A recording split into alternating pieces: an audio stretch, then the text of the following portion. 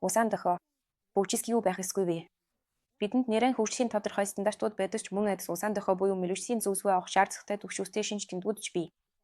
Хэрвээ хугацаанд төрсөн нэрээ 6 сартайдаа гэдсэн дээрээ хэлгээгүй, 9 сартайдаа мөшгөөгүй, 10 сартайдаа өөрөө сууж чадаагүй, нэг ч хагас хүүхэд асаагүй бас энэ асуудлыг хүүхдийн эмчтэй ярилцаж, шаардлагатай бас медрэсийн эмчид үзүүлэх хэрэгтэй.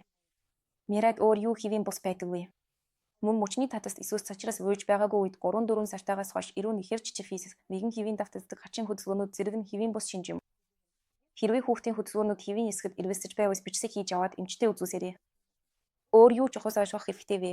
Хүүхдийн хөгжис ихэнхдээ хувь хүнээсээ шалтгаалдаг бөгөөд түүний онцлогоос хамаарна. Эрүүл хүүхдэд тусгай сан хөгжүүлэх хичээс массаж зэрэг өдөөгч зүйлс шаардлагагүй. Мөн хүүхдийн хөгжлийг өдөөдөг ямар ч юм терапиж байдаггүй.